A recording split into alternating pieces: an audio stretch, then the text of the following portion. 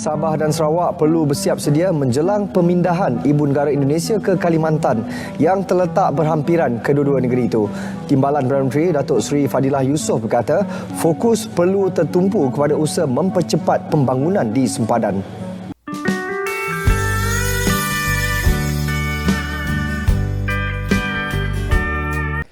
Assalamualaikum warahmatullahi wabarakatuh. Halo guys, jumpa lagi di channel ini. Oke, buat teman-teman yang nonton video ini, saya harapkan mudah-mudahan teman-teman masih dalam kondisi sehat walafiat. Kali ini saya akan reaksi sebuah video yang terkait dengan kasus Vina yang masih viral di kalangan masyarakat Indonesia. Oke, satu buah video dengan judul IKN menjadi sorotan media Malaysia.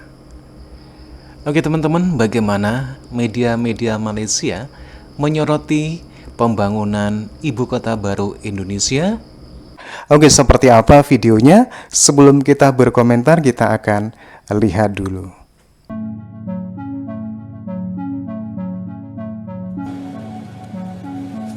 Ini termasuk menambah baik kompleks kastam, imigresen dan kuarantin CIQ di sempadan utama antara Sabah, Sarawak dan Kalimantan.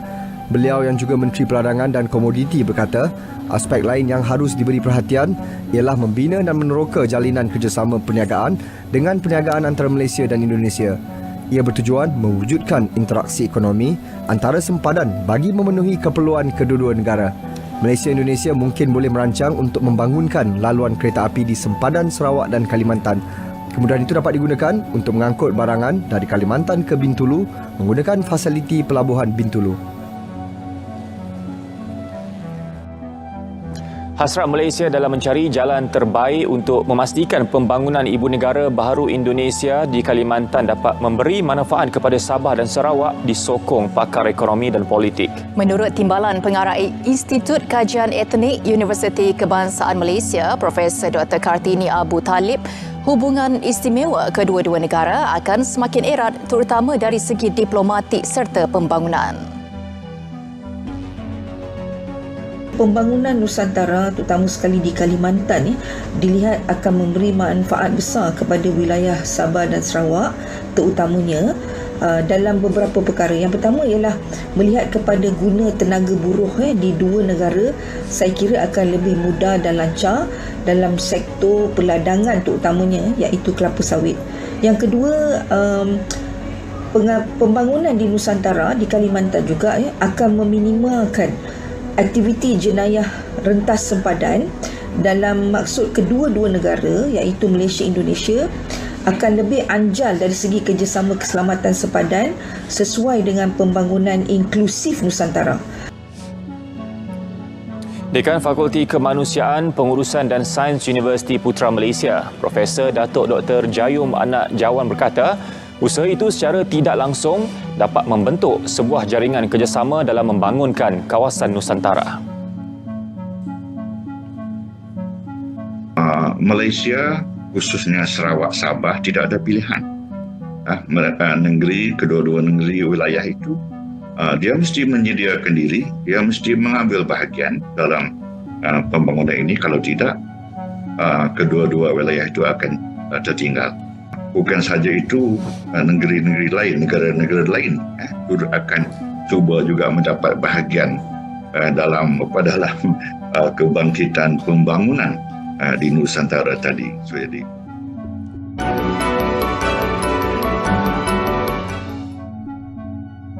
Yang nyatanya adalah keperluan untuk menambahkan pusat-pusat pengawalan dan pengesanan. Satu, disebabkan pertambahan itu, maka kita perlu menambahkan kita punya regimen sempadan kita di kawasan-kawasan di Sabah Sarawak ni. So keperluan untuk menambah itu kan dah ada dalam perancangan dan ini akan dilakukan secara berperingkat.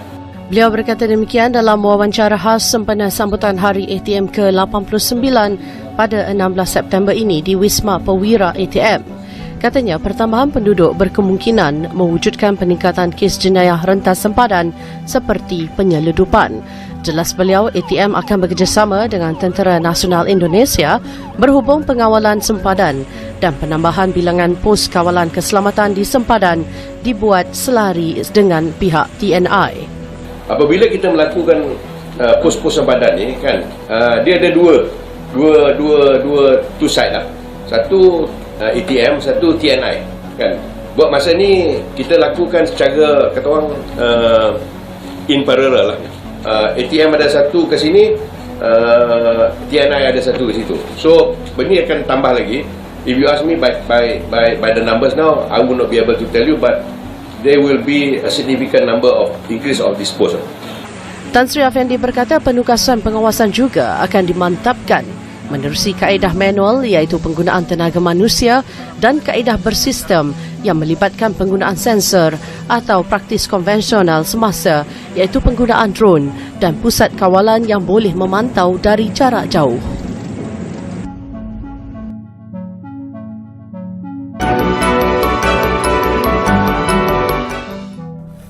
Bersua kembali, pemindahan Ibu Negara Indonesia ke Kalimantan yang berhampiran dengan Sabah dan Sarawak memerlukan dua negeri itu mempersiapkan diri dari aspek pembangunan sempadan dan meneroka jalinan business to business B2B antara kedua-dua negara. Timbalan Perdana Menteri Datuk Seri Fadilah Yusof berkata, antara aspek pembangunan sempadan yang akan diberi tumpuan ialah penambahbaikan kompleks kastam imigresen dan kuarantin CIQ di sepanjang sempadan utama antara Sabah, Sarawak dan juga Kalimantan. Bangunan di bandar-bandar di sempadan itu untuk dipercepatkan. PM10 dalam mesyuarat MA63 yang dilaksanakan di Kuching tu hari sudah mengumumkan dan akan memberi tumpuan untuk pastikan kita akan dapat membangunkan kawasan-kawasan sempadan itu utamanya untuk menambah baik CIQ, kemudian jalan-jalan yang menuju ke CIQ di sempadan-sempadan utama di negara di antara Sabah, Sarawak dan Kalimantan. Beliau berkata demikian dalam temu bual khas dengan bernama baru-baru ini.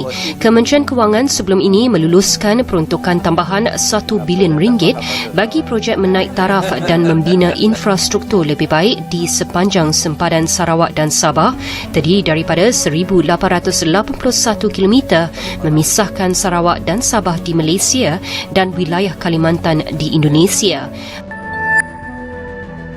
Kerajaan Malaysia melalui kedutaannya di Jakarta akan membantu pelabur Malaysia, terutama dari Sabah dan Sarawak untuk turut serta dalam pelaburan di ibu kota Nusantara, Indonesia.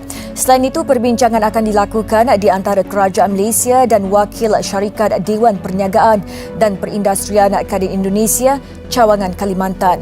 Laporannya bersama Kevin Budiarto dari tapak lokasi Ibu Kota Baru, Nusantara.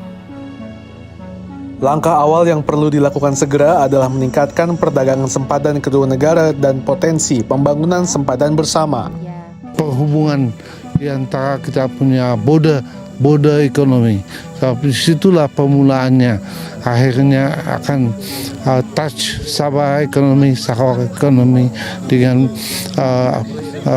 border ekonomi yang sudah pun mula berfungsi begitu tahun juga hanya perlu diperkasakan. Tambahnya, Indonesia telah mendedahkan rangka induk dan rangka masa pengembangan kota berkenaan yang menyifatkan pelbagai peluang untuk dimasuki pelabur Malaysia. Semalam, Datuk Seri Maximus mengadakan lawatan ke titik sifar di tapak ibu kota Nusantara bersama Timbalan Menteri Sabah, Datuk Hakim Gunsalam, dan Timbalan Premier Sarawak, Datuk Awang Tengah Ali Hasan. Ini adalah lawatan rasmi pertama delegasi Malaysia ke Nusantara. Kerjasama dua hal juga dijangka memberi impak besar ke atas pertumbuhan ekonomi Sabah dan Sarawak. Proyek melibatkan Malaysia setakat ini antaranya kerjasama pembekalan elektrik 150 MW di Kalimantan Barat dan pembangunan tenaga hidroelektrik di Kalimantan Utara. Tahun 2045 ketika Indonesia berumur 100 tahun dan saya berusia 50 tahun, atas izin Yang Maha Kuasa boleh menyaksikan apa yang sedang diupayakan pada hari ini, yaitu pemindahan ibu kota negara dari Jakarta ke Nusantara dengan semangat pemindahan dan pemerataan ekonomi juga pembangunan infrastruktur yang saat ini terpusat di Pulau Jawa saja. Kevin Budiarto melaporkan dari kota Nusantara, Kalimantan Timur untuk TV3. Oke teman-teman ya, demikian videonya. bagaimana media-media Malaysia tidak mau ketinggalan mengupdate berita-berita baru tentang pembangunan Ibu Kota Indonesia Baru, yaitu IKN. Dan kita sebagai warga negara Indonesia berharap agar pembangunan IKN bisa berjalan dengan lancar. Dengan pembangunan IKN ini mudah-mudahan ke depan Indonesia bisa merasakan kemakmuran dengan pembangunan secara merata di seluruh Indonesia. Oke teman-teman ya, demikian bagaimana media-media Malaysia selalu menyoroti perkembangan yang ada di Indonesia. Bagaimana menurut teman-teman?